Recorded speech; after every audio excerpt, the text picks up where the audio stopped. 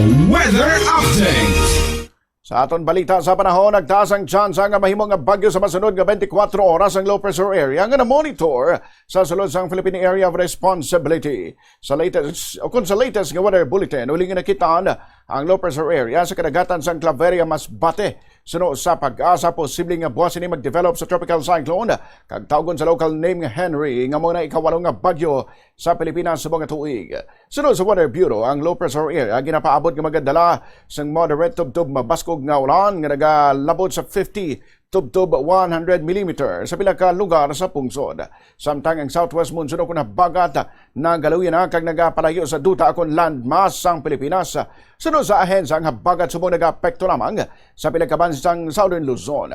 Apang posible ini nga maka-apekto sa Mindanao sa masunod nga adlaw bangod sa impluwensa sang low pressure area. Ginapahnumdum ang publiko nga maghalong sa posible nga pagbaha kag landslide, ilabi na sa mga lugar nga prone sa mabaskog nga ulan.